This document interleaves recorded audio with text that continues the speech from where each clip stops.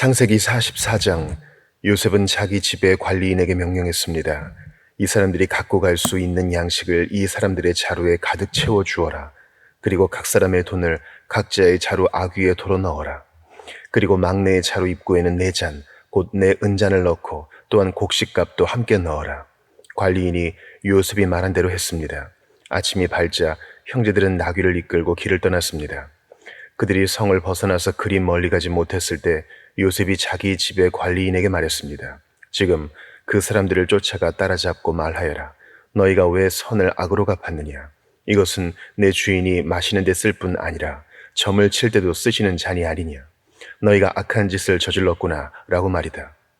관리인은 형제들을 따라잡고 그들에게 이 말을 그대로 했습니다. 그러나 형제들이 관리인에게 말했습니다. 내 주께서 왜 그런 말씀을 하십니까? 저희는 그런 짓을 절대 하지 않았습니다. 저희가 저희 자루의 입구에서 발견한 돈도 가나안 땅에서 다시 갖다 드렸습니다. 그런데 저희가 어떻게 관리인님의 주인 집에서 은이나 금을 훔쳤겠습니까?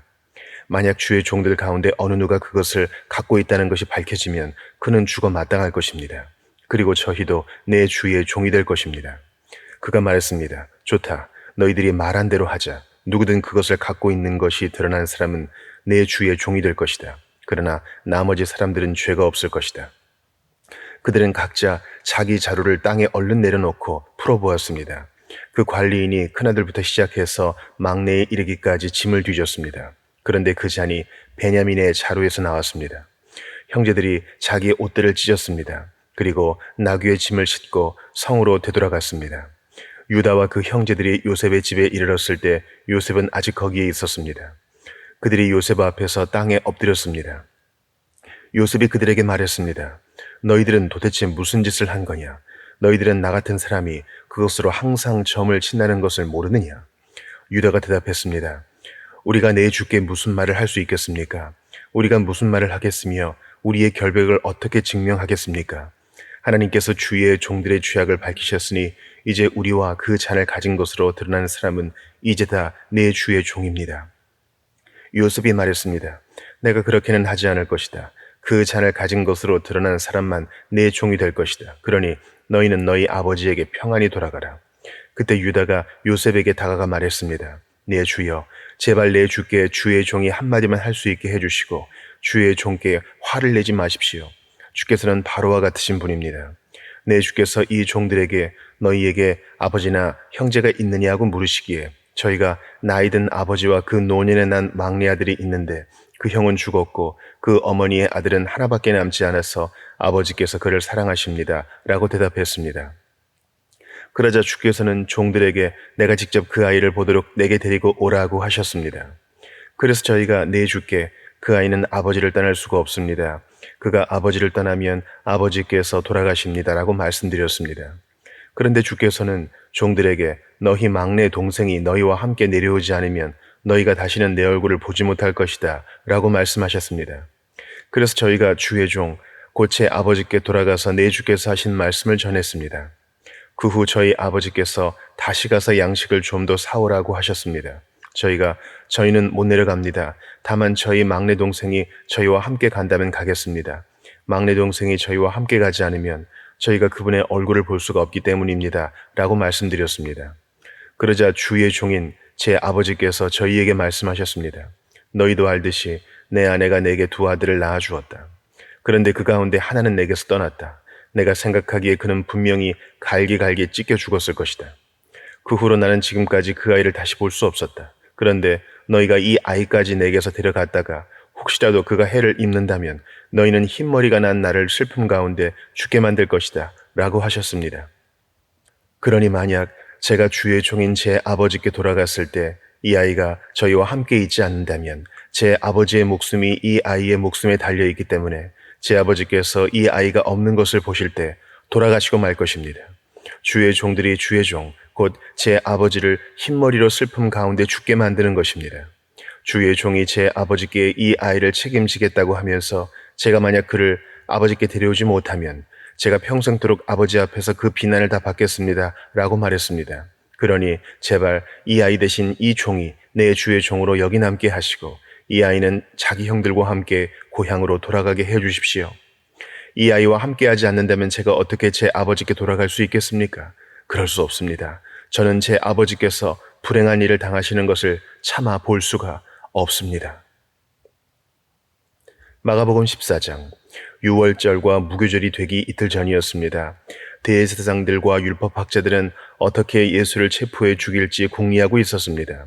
그들은 백성들이 소동을 일으킬 수 있으니 명절에는 하지 말자라고 말했습니다.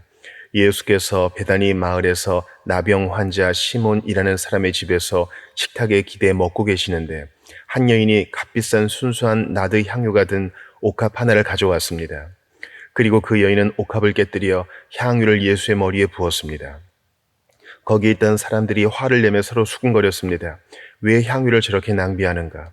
저것을 팔면 300데나리온은 좋게 될 텐데 그 돈을 가난한 사람들에게 주었으면 좋았을 것을. 그러면서 그들은 여인을 심하게 나무랐습니다. 예수께서 말씀하셨습니다. 가만두어라. 어찌해 이 여인을 괴롭히느냐? 이 사람은 내게 좋은 일을 했다. 가난한 사람들이 항상 너희 곁에 있으니 너희가 원하기만 하면 언제든지 도울 수 있지만 나는 너희 곁에 항상 있는 것이 아니다. 이 여인은 자기가 할 수 있는 일을 했다. 내 몸에 향유를 부어 내 장례를 미리 준비한 것이다. 내가 너희에게 진실로 말한다. 온 세상 어디든지 복음이 전파되는 곳마다 이 여인이 한 일도 전해져서 사람들이 이 여인을 기억하게 될 것이다. 그때 12제자 가운데 하나인 가룟 유다가 예수를 배반해서 넘겨줄 심산으로 대제사장들에게 갔습니다. 그들은 유다의 말을 듣고 무척 기뻐하며 그에게 돈을 주기로 약속했습니다. 그래서 유다는 예수를 넘겨줄 기회를 엿보았습니다. 무교절 첫날, 유월절 양을 잡는 날에 제자들이 예수께 물었습니다. 우리가 주를 위해 어디에 가서 유월절 음식을 준비하는 것이 좋겠습니까? 그러자 예수께서 제자 2사람을 보내시며 말씀하셨습니다. 성 안으로 들어가면 물동이를 이고 가는 사람을 만날 것이다. 그를 따라가거라. 그가 어디로 들어가든지 그 집주인에게 선생님께서 제자들과 함께 유월절 음식 먹을 방이 어디냐고 물으십니다. 라고 말하라. 그가 잘 마련해 놓은 넓은 다락방을 보여줄 것이다. 거기에다 우리를 위해 음식을 준비해두라. 제자들이 떠나 성 안으로 들어가 보니 모든 것이 예수께서 말씀하신 그대로였습니다. 그리하여 그들은 유월절을 준비했습니다. 그날 저녁이 되자 예수께서 12제자들과 함께 그 집에 도착하셨습니다. 함께 식탁에 기대어 음식을 나누는 동안 예수께서 말씀하셨습니다. 내가 너희에게 진실로 말한다. 너희 가운데 하나가 나를 배반할 것이다. 그가 지금 나와 함께 먹고 있다. 그들은 슬픔에 잠겨 한 사람씩 예수께 물었습니다. 설마 저는 아니지요? 예수께서 대답하셨습니다. 12명 가운데 한 사람이다. 지금 나와 한 그릇에 빵을 찍어 먹는 사람이다. 인자는 자신에 대해 성경에 기록된 대로 가겠지만 인자를 배반하는 그 사람에게는 화가 있을 것이다. 그는 차라리 이 세상에 태어나지 않았더라면 좋았을 것이다. 그들이 음식을 먹고 있는데 예수께서 빵을 들고 감사 기도를 드리신 후 떼어 제자들에게 나눠주며 말씀하셨습니다. 이것을 받으라. 이것은 내 몸이다. 그러고 나서 예수께서는 잔을 들고 감사 기도를 드리신 후 제자들에게 주셨습니다. 그러자 그들 모두 받아 마셨습니다. 예수께서 그들에게 말씀하셨습니다. 이것은 많은 사람을 위해 흘리는 내 피, 곧 언약의 피다. 내가 너희에게 진실로 말한다. 내가 하나님 나라에서 새 포도주를 마시는 그날까지 포도나무에서 난 것을 다시는 마시지 않을 것이다. 그들은 찬송을 부른 뒤 올리브산으로 향했습니다. 예수께서 그들에게 말씀하셨습니다. 너희는 모두 나를 버릴 것이다. 성경에 이렇게 기록돼 있다. 내가 목자를 치리니 양떼가 흩어질 것이다. 그러나 내가 살아난 후에 너희보다 앞서 갈릴리로 갈 것이다. 베드로가 장담하며 말했습니다. 모든 사람이 주를 저버린다 해도 저는 그렇게 하지 않을 것입니다. 예수께서 대답하셨습니다. 내가 내게 진실로 말한다. 오늘 밤 닭이 2번 울기 전에 내가 나를 모른다고 3번 부인할 것이다. 그러나 베드로는 힘주어 말했습니다. 주와 함께 죽을지언정 결코 주를 모른다고 하지 않을 것입니다. 다른 모든 제자들도 같은 말을 했습니다. 그들은 겟세마네라는 곳으로 갔습니다. 예수께서 제자들에게 내가 기도하는 동안 여기 앉아 있으라 하시고 베드로와 야고보와 요한만 따로 데리고 가셨습니다. 그리고 매우 근심에 잠겨 괴로워하셨습니다. 예수께서 그들에게 말씀하셨습니다. 내 마음이 너무 괴로워 죽을 지경이다. 너희는 여기 머물러 깨어 있으라. 예수께서는 조금 떨어진 곳으로 가셔서 땅에 엎드려 할 수만 있다면 그 순간이 그냥 지나가게 해 주십사 기도하셨습니다. 예수께서 말씀하셨습니다. 아바 아버지여, 아버지께는 모든 일이 가능하시니 이 잔을 내게서 거두어 주십시오. 그러나 내 뜻대로 하지 마시고 아버지의 뜻대로 하십시오. 그러고 나서 제자들에게 돌아와 보시니 그들은 자고 있었습니다. 예수께서 베드로에게 말씀하셨습니다. 시몬아, 자고 있느냐? 내가 1시간도 깨어 있지 못하겠느냐? 시험에 들지 않도록 깨어서 기도하여라. 마음은 간절한데 육신이 약하구나. 예수께서는 다시 한번 가셔서 똑같은 말씀으로 기도하셨습니다. 그러고는 다시 오셔서 보시니 그들은 또 잠이 들어 있었습니다. 제자들이 너무 졸려 눈을 뜰 수 없었던 것입니다. 그들은 예수께 무슨 말을 해야 좋을지 몰랐습니다. 예수께서 세 번째 그들에게 돌아오셔서 말씀하셨습니다. 아직도 졸며 쉬고 있느냐? 이제 됐다. 때가 왔구나. 보라, 인자가 배반당해 죄인들의 손에 넘겨지게 됐다. 일어나라, 가자. 저기 나를 배반할 자가 오고 있다. 예수께서 아직 말씀하고 계시는데 12 제자 가운데 하나인 유다가 나타났습니다. 그 곁에는 칼과 몽둥이로 무장한 사람들이 함께 있었습니다. 그들은 대제사장들과 율법학자들과 장로들이 보낸 사람들이었습니다. 예수를 넘겨주는 사람이 그들과 신호를 미리 정했습니다. 내가 입을 맞추는 사람이 바로 그 사람이니 그를 붙잡아 단단히 끌고 가시오. 유다는 예수께 곧바로 다가가 선생님 하고 입을 맞추었습니다. 그러자 사람들이 예수를 붙잡아 체포했습니다. 그때 옆에 서 있던 사람들 가운데 하나가 자기 칼을 빼더니 대제사장 하인의 귀를 쳐 잘라버렸습니다. 예수께서 말씀하셨습니다. 너희가 강도에게 하듯이 칼과 몽둥이를 들고 나를 잡으러 왔느냐? 내가 날마다 너희와 함께 있으면서 성전에서 가르칠 때에는 너희가 나를 잡지 않았다. 그러나 이것은 성경을 이루려고 하는 것이다. 제자들은 모두 예수를 버리고 달아났습니다. 그런데 한 청년이 맨몸에 배 혼니부를 두르고 예수를 따라가고 있었습니다. 사람들이 그를 붙잡자 그는 혼니부를 버리고 벌거벗은 채 달아나 버렸습니다. 그들은 예수를 끌고 대제사장에게로 갔습니다. 대제사장들과 장로들과 율법학자들이 모두 모여들었습니다. 베드로는 멀찌감치 떨어져 예수를 따라가 대제사장 집들에까지 들어갔습니다. 거기서 그는 경비병들 틈에 앉아 불을 쬐고 있었습니다. 대제사장들과 온 공회가 예수를 죽이려고 증거를 찾았지만 아무런 증거도 나오지 않았습니다. 많은 사람들이 예수에 대해 거짓 증거를 댔지만 그들의 증언이 서로 맞지 않았습니다. 그러자 몇몇 사람들이 일어나 예수에 대해 이렇게 거짓으로 증언했습니다. 우리는 저 사람이 내가 손으로 지은 이 성전을 헐고 손으로 짓지 않은 다른 성전을 3일 만에 세우겠다고 하는 소리를 들었습니다. 그러나 이 사람들이 한 증언도 서로 맞지 않았습니다.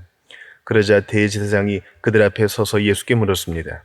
아무 대답도 안 할 작정이냐? 이 사람들이 너에 대해 이렇게 불리한 진술을 하고 있지 않느냐? 예수께서는 묵묵히 아무런 대답도 하지 않으셨습니다. 대제사장이 다시 물었습니다. 내가 찬송받으실 하나님의 아들 그리스도냐? 예수께서 대답하셨습니다. 내가 바로 그다. 너희는 인자가 전능하신 분의 오른편에 앉아 있는 것과 하늘 구름을 타고 오는 것을 보게 될 것이다.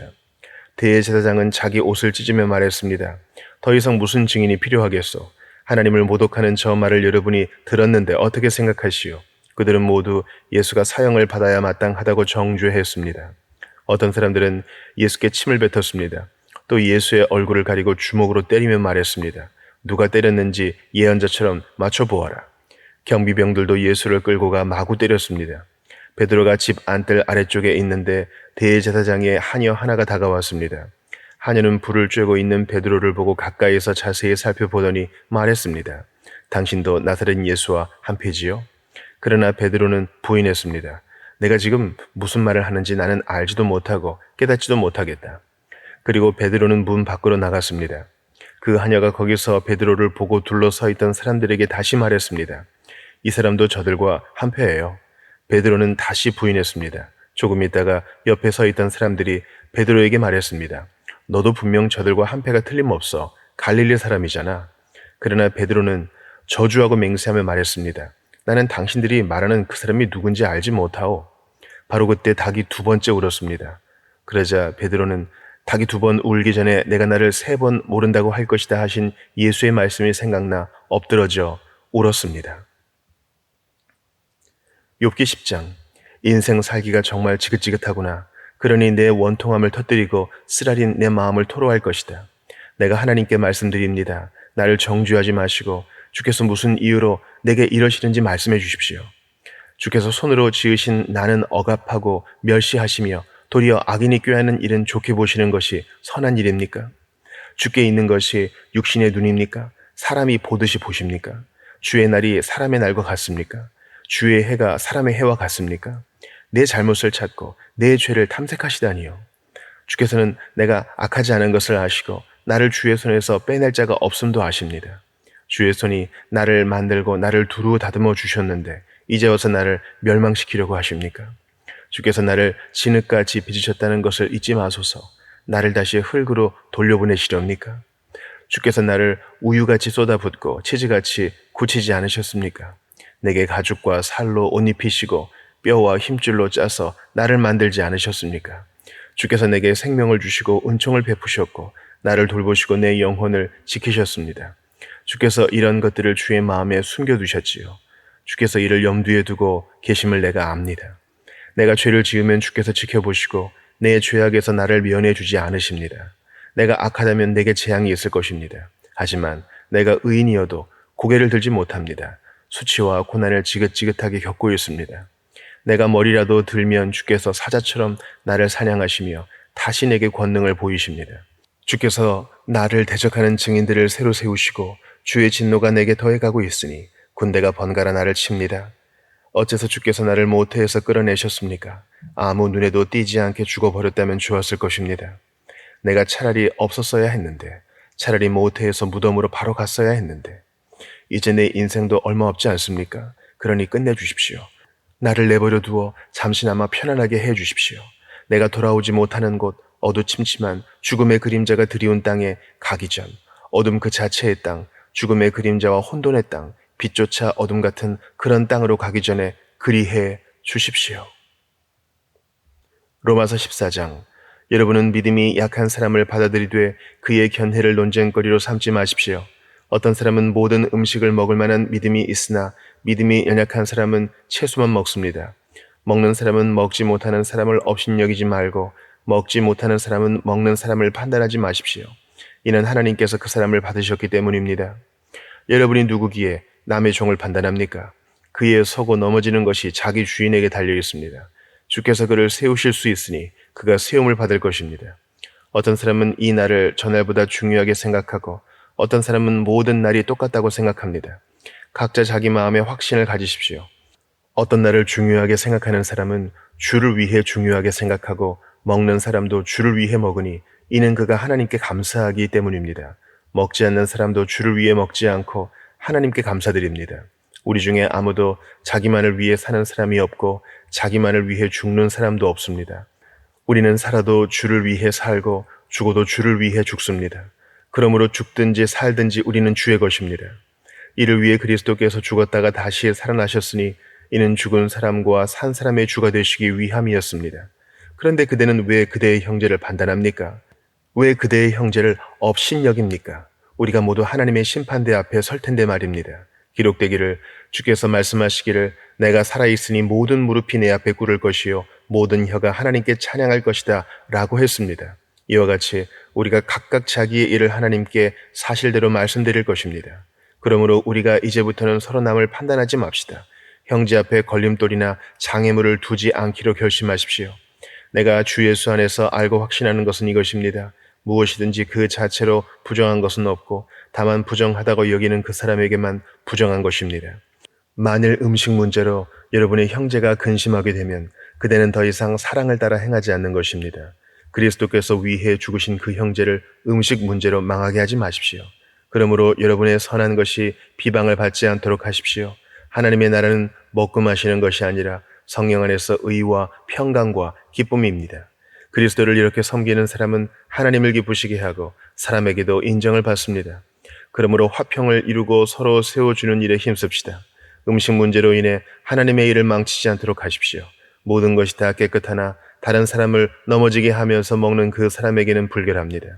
고기도 먹지 않고 포도주도 마시지 않고 형제를 넘어지게 하는 어떤 일도 하지 않는 것이 좋습니다. 그대가 가지고 있는 믿음을 하나님 앞에서 스스로 견고히 지키십시오. 자신이 옳다고 생각하는 일을 하면서 스스로 자신을 정죄하지 않는 사람은 복이 있습니다.